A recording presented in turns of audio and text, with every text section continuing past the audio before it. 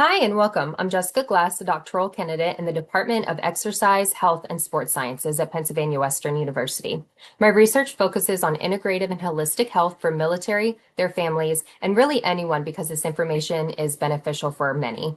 My emphasis is on non-pharmacological strategies to prevent and manage chronic musculoskeletal pain while promoting optimal physical and mental well-being through integrative and holistic approaches. So to help me with this today, I will be speaking with Colton Smith, an active duty special operations service member with 20 years of service and completed 6 deployments, including Iraq, Afghanistan, Syria, and another 40-ish countries. So thank you for your service and for joining me today. I've shared a brief introduction, but could you tell us a little bit more about your military background and experiences? Yep, absolutely. So I've been in the Army for 20 years. Started out in the conventional Army as an infantryman and served there for just about half my career before taking a leap of faith and heading over to the special operations side. In that, I've been blessed to serve in several different capacities. I worked on the Hill for Congress. Anytime the Congress left the country, bipartisan, five or more, I'd fly with them, as well as working for the senior enlisted advisor, the chairman of the Joint Chiefs of Staff. I was his right-hand man traveling the world, kind of 10,000 mile screwdriver for SecDef Mattis at the time, and General Dumfort, who was the 19th chairman of the Joint Chiefs of Staff, worked directly for them, and then kind of bounced around from there in the special operations world, and that's where I've been ever since. Oh, so many big words for us just, veterans over here. All right, perfect. Okay, so what inspired you to pursue a career just in the military and then later once you joined the special operations? So I always knew I wanted to serve. It was after 9/11, and I joined in 2005, and that was kind of a turning point for me as well. 17 years old, signing up for the military, and I kind of always knew I wanted to serve. I have a lot of family members that served. And then just being an infantryman, kind of the frontline soldier, the height of the war. It's one of those things where when I first signed up, wasn't necessarily sure what I was getting myself into, and then once I did sign up and graduated, infantry school or AIT, and then right into airborne school, and then basically deployed shortly after my first deployment. It definitely helped me mature and grow, especially at that time, my formative years, 17, 18 years old, and being immersed into that kind of the height of the war in Iraq at the time, 2006, 2008 timeframe during the surge, as they called it, in Iraq.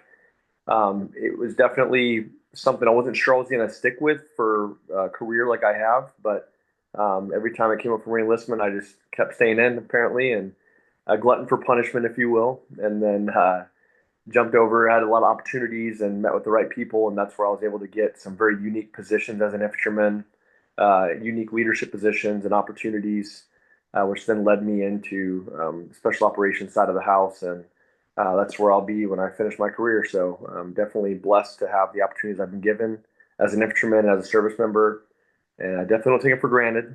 But yeah, I'm excited to talk about that. So earlier before we got on the call, you explained the difference between special forces, special operations, and then I'm aware of just the regular army. Now, can you explain that for our audience? Absolutely. So Special Forces is a Special Forces regiment.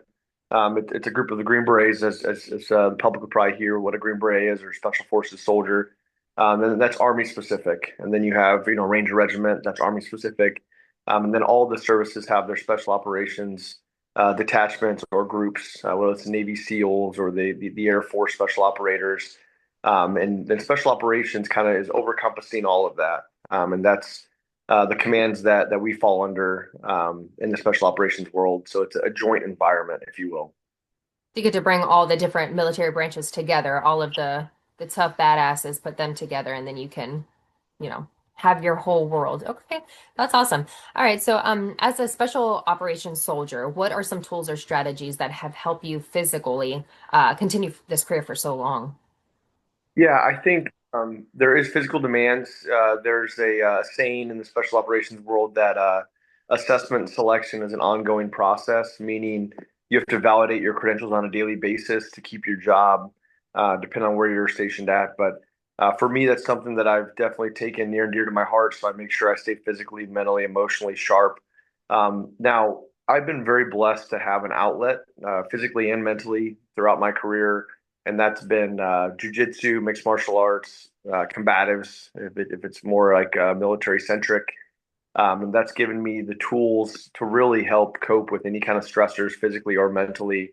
And then obviously the great rehabilitation tools we have, again, physically and mentally, emotionally, spiritually, and on the special operations side, but even the big army as a whole. When I was in the conventional forces, we also had some opportunities to get that kind of care we needed.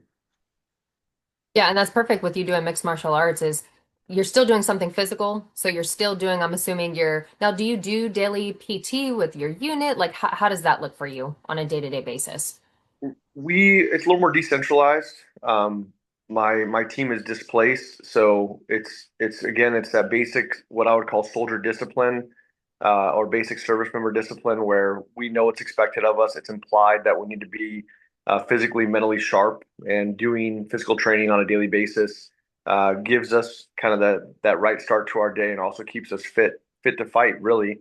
And so that's something that's expected of us. It's implied, if you will. It's not necessarily something that's called upon, like, hey, are you working out every day?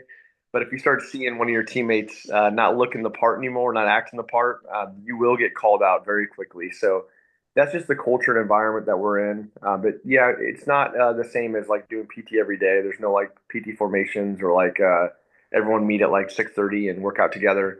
But everyone on the team is working out, if not once a day, multiple times a day, and even when they're off.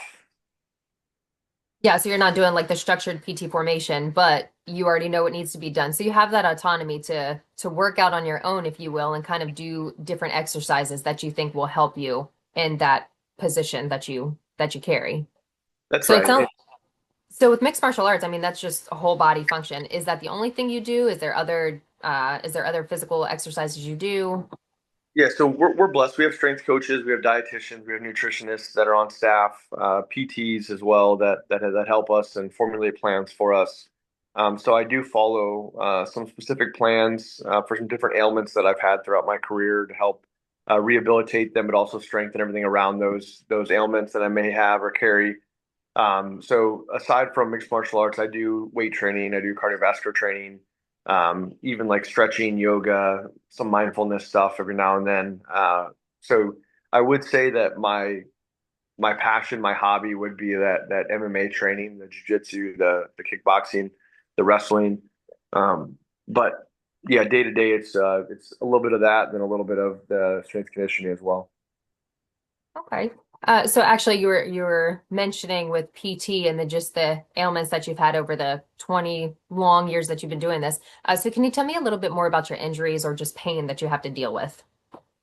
Yeah, I would say most of my issues are centered around my neck, and some of that is from a lot of that's probably from the military, and then some of it's from my hobbies as well. But so I have uh, C5, C6, C7, multi-level joint and disc degeneration, and narrowing spinal column, some bulging disc and herniated discs, and also L2, L1, L2, and then E1, T2 as well. So yeah, everywhere from like the base of my spine up to the thoracic and then C spine. So those are things I've had to deal with for several years, but again, have been equipped with the right things, the right resources to be able to combat those.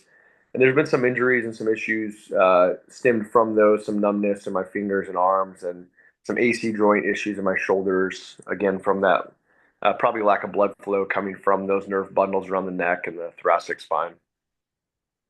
All right, so I guess 20 years is going to beat you up a little bit, and then just your hobbies, all physical, is just beating on you. All right, so with the military is I like working a lot with active duty military, but as well as veterans, working with the Veterans Affairs System. So with your pain, have you noticed a transition from being in the military with them pushing prescriptions and other medication to more of a holistic strategies in your experience? Yeah, I think when I first joined, that was kind of the stigma was like you're just going to get a bunch of pills, they're going to shove them down your throat, or you're going to get med boarded out, and then the VA is going to do the same thing and not give you any tools to really fix or at least maintain your level of health. And I think that has definitely shifted, and not just special operations. I know a lot of people will look at it like, oh, well, you're special operations, you guys get the best of the best, and that may be true because we're a smaller population. But even in the conventional army, they have phenomenal programs right now that help with that more holistic healing process Now you're gonna have to volunteer. You're gonna have to want to do it in order to obviously benefit from that. But it is open to the general purpose force, not just in the Army, but every service has it right now. Just different names, naming conventions. But I know in the Army, when it first came out, it was a comprehensive soldier family fitness program. It's called like CSF 2 Prep, and it like they literally took like sports psychologists. They took kind of a holistic approach to healing without medication. You know, they had PTs working with the strength coach, working with the dietitians, working with these sports psychologists, and kind of seeing that the term combat athlete, no matter what your occupational specialty is, that's a real term, and that's the way I look at it as well. Is we are athletes, we're just combat athletes, and we need to prepare ourselves similar to how an NFL, MLB, NBA player at the elite level kind of takes care of their selves, whether it's mentally, physically, emotionally, spiritually.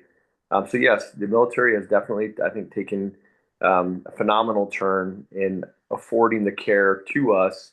And I know those guys and gals that have gotten out, the VA also has those programs, and if they're not aware of them, though, you know, they can obviously find them online or call the VA, call their nurse case managers, and find those resources. So actually, so you mentioned the psychological demands, just different things that they can do with I know you said yoga and mindfulness. So in your experience, just with all the different things that you have done, how have you managed those psychological demands with your role? Yeah, I think I've done the best I can to leverage the resources available to us. And I'm also inherently cheap, so I don't like to spend a lot of my own money. So if there is a program or anything out there that I can leverage, I will. And I definitely have for sure. I mean, even like my short-term, long-term goals, whether that's like healing something or that's a goal I want to attain physically or academically, I feel like the mindfulness aspect, the kind of visualization aspect that they have brought, the holistic approach, has helped me kind of visualize and conceptualize really meeting those demands, meeting those goals, and achieving that. And again, having all of the resources we have currently in the military and in the VA healthcare system, I really feel like there's so many nonprofits as well that also want to help the military out as well. So money can't be the issue. It has to be us as a service member, as a veteran, stepping up and saying either A, I need help, or B, I want help, or C, you know, wow, there's these programs that I can utilize to make myself better. So again, all of the above I've used, whether it's physical, using yoga to relax and you know stretch the body out, or mindfulness and setting my goals, or visualization techniques that I've learned from these awesome care folks in the military. Yeah, so it's there. Everyone may not be aware of it, but it is definitely available to every service member and veteran. Perfect. So you mentioned kind of the stigma that I guess used to be in the military, and then you also said just kind of reaching out and asking for that help. Um, do you notice that there has there been a transition with the stigma that used to be? I know once you say something, because even when I was in, 10, oh my God, almost creeping up on 15 years ago, the stigma was if you said something, you pretty much become on suicide watch. And, or you're going to get med boarded if you have an injury. And so, there was a lot of profiles going around. There really wasn't much you could do. And now it seems like just with the general population there's not much of a stigma of asking for help, more on the mental side. Have you noticed there has been a change within the military? Do you still notice there is a stigma with it? I think there may be a stigma at certain echelons on a smaller scale. But I don't think in certain occupational specialties probably a little harder on their folks when it comes to showing what some may perceive as a weakness. But I would say the majority of military and military leaders understand that it's not a weakness to say, "Hey, I need some help." You know, I'm going through some stuff outside of work, going through some stuff inside of work. And like you said, when I first joined, I remember after my first deployment, they basically said if you go in there and you are doing your post medical stuff and you say that you know have PTSD or something's wrong with you before that term was even coined, probably they were basically saying you're going to lose your clearance, you're not going to go on leave, and you're going to be kicked out of the military. Like it was. I remember like a battalion formation where we had one of our leaders out there in front of us telling us, basically coaching us what to say when we walk in this building. Now, fast forward to today, that would never happen. Like that, be maybe again, very small group of individuals that are closed-minded that might do it behind closed doors. But there's no way that any leader in the military could get away with doing that today. And so that does show the transformation. And I don't necessarily blame that individual, is what he was brought up with. It's what he was probably given from the top down. But it does show the growth that we've had just the short time that I've been in the military. I know short 20 years, but seeing that change, that drastic change and that shift has definitely um, allowed soldiers to feel comfortable. Soldiers, shows every Marines, Coast Guardsmen, Space Force men and women to step up and be like, you know what, I need some help. And also, you go to get help, and then you see some of your senior leaders there also getting help or going to counseling. It makes it a little easier to raise your hand and say, I identify a problem and I need help fixing it. So actually the other day I had an interview with now she's retired, but a director of fitness health promotions program. And she's even noticed the change with when you go in. So she worked at Quantico Marine Corps base and you go into the gym and they have a little bit of everybody. So they had a dietitian, a health program coordinator, a personal trainer. They had all these different people. And she said that what she would really like to see in the military, whether active duty, whether veterans, any part of the military service, where there could be a person that, whether they're the dietitian, whether they're the health programs coordinator, but someone in there to where if someone did need help, they can go into this building and really talk to anybody or find this specific person, even though that person has multiple roles. So if anybody sees them, it looks like, oh, they're just visiting the dietitian or, oh, they're just visiting a personal trainer. But really, they can, that professional can close the door and then actually talk to them and figure out what service that they can attain. So someone to provide the resources to them, but it also helps minimize that stigma because it doesn't actually look like they're going for help. Do you do you think that would be a good thing to implement? Do you see any downfalls to it? Is there something that you would recommend in response to that? Yeah, and I think yes. So I 100% see where she's coming from, and I think that that's something that, again, like I said, there still is a little vulnerability there on the service member's part. Like, who's going to see me walk into the psych's office? Like where we work, it's crazy because like your psych is someone you work with a lot for different reasons, and so when you walk in that door and have the door shut, everybody that you've worked with for the past some up to 15, 20 years in these small units, they just saw you go into the psych's office and shut the door. So they're like, granted, most of us know all of our issues because we're so close knit team and stuff like that. But I 100% see where she's coming from. I guess it would just be an education piece, and also you got to look at like from a fiscal perspective, a monetary perspective, like getting that person dual hatted, trained as kind of a crisis coordinator or somebody that could be some kind of a counselor or coach, some kind of certification. I'm sure.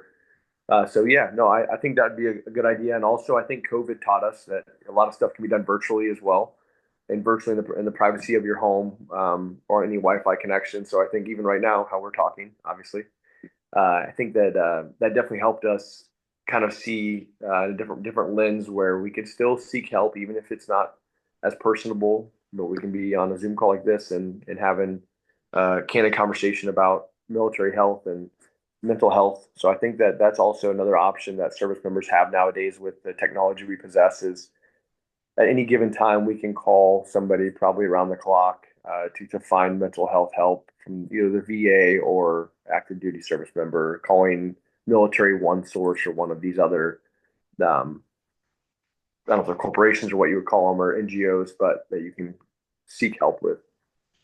Is provided. Yeah, just like how you mentioned education, and that's pretty much what I'm trying to do is I'm developing a website, really just to put this information on there. So I want people such as yourself that can say, this is my experience, this is what I'd recommend, but then also bring in physical therapists or chiropractors or even medical doctors, just sharing their input. So of course, if you need, to go talk to a doctor, go do that. If you need medication, if you need holistic therapies, but just to even provide the education and the resources, so some people have somewhere to go, so they can actually get that help. Just educating them. So, So now I want to talk about, we talked a lot about you. Now I want to get into the family aspect of it. So I know you have a family of your own. You have two boys, one girl. Am I Yep. right? Okay. And they're all of different ages. But just with your career being 20 years, how has your family life just been affected?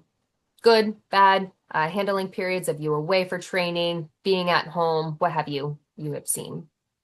Yeah. So I think again, the piece of messaging and communicating with your kids, with your spouse when it's time to leave, whether you're going on a field problem or you're going, overseas or short notice deployment, or you're going to be gone even just for a weekend. You're like, hey, I got to be gone this weekend. Sorry, it's Thursday, but I'm gone. Tomorrow I leave for however long. I think the communication piece is something that I've definitely had to learn and get better at communicating the why, and it may not be the why as in like what your mission is or where you're going necessarily, but why on a larger scale that I'm doing this and who it's for. And then also for me, I'm very blessed. My wife, obviously, she's a veteran, 8.5 years, and she also was in special operations for half of her career. And so she 100% gets it when I'm like, hey, I got to go. And that's kind of left on her to kind of message the kids, hey, dad's gone. Dad's going to be gone for a few weeks, or dad's gone. He might be back tomorrow morning or whatever. So in my situation, it's a lot easier because she understands it wholeheartedly. Even if I call and say, "Hey, sorry, Friday night date night's not happening," she gets Still it. love So you. yeah, exactly. So she gets it, and I think the kids, a lot of it is how we message it. And I've been pretty blessed. The boys who are the older, they're 13 and 15. They don't necessarily. I don't feel like they've been as affected as some other military kids that I've seen. I think they still think it's kind of cool when I do go do whatever I do for my job. I think that they still think it's super super cool, which is kind of cool for me as a dad that I have two boys that kind of look up to me. Now my little angel, my daughter, she's 6, and Dakota, and she's a little wild one. So I think now I'm kind of at the end of my career, and I'm not gone as much. Um, it definitely helps with her because I think that'd be more difficult. I don't know why the connection there or something, but Oh, again, the messaging, the communication of why I need to be gone, and who it's for, and why we do this in America, and why we do this as service members. That's kind of an art in itself. And again, I think there's a lot of opportunity for military families within obviously active duty, but also veterans to be able to leverage the VA and other nonprofits that can help with the kids and stuff like that. So it's not easy to be a military dependent. I can only imagine what the kids truly have to go through mentally. But that's something that I feel like there are a lot of resources out there if we, as parents, kind of open our eyes and as veterans, open our eyes to the opportunities for our children to have resources to cope with it. perfect. It sounds like when you were young, thank God you had two boys because, they can look at you like, oh, my dad's so cool. But now that you're older and you're starting to get out and you got a little girl, now you just got to turn into a softie and figure Oh, out what works for each child. yeah, I can imagine being gone for 18-month deployment with my little angel. Yeah, the little one. It's so Yeah, funny watching you go from, oh, my tough boys, and then you get this big old smile and you turn to a softie when you're talking about the little girl. Oh, what 100%. do little girls do to us? Even 100%. big grown special operators, there's like, oh, you still got that little girl right there. That's right. Is there anything that you would recommend if there was a resource that could be provided to the spouses, especially because, the actual active duty person, when they leave, they're kind of on their own, and the children, we can frame it and make it sound better for the children, but the spouse is the one that they got to be the ones there really leading both groups. So is there anything that you think would help either the spouses or children, a resource that should be available to them? Yeah, I think that the military attempts to do the right thing by having like family readiness groups, a group of spouses that come together and they have meetings, and but unfortunately it might turn into a kind of a gossip session sometimes. We And got there's an event. kind of an to think some of those FRG, the family readiness groups we have in the military. I feel like there might be a negative connotation with that, with oh, they're just wives are getting together, the husbands are getting together, that their wives are deployed and they're just talking, you know. But I think having a centralized location where the resources are readily available and message to those spouses, whether it's the husband or the wives that are back home with the children, or their loved ones deployed, or on a long field problem for 45 days or whatnot. I feel like that would like a central repository where there'd be a situation where you could find stuff for mental health, physical health, spiritual health, mindfulness, any kind of well-being, nutrition, diet, everything. I mean, every way we look at being healthy, and I look at it in the categories of physical, mental, emotional, spiritual, and how to cope with the stress involved in all of those, especially if you're home alone with the kids and you're working a career or going to school or what it may be. So I think that there is a lot of great programs out there, but again, it's the education of getting that in front of the military members and letting them truly know what's at their disposal. And it can't just be an email one time like, "Hey, look, your loved one's deployed. Here's all of your resources." People are gonna, if their life's going good in that moment, they're just gonna throw that in the spam folder, delete it.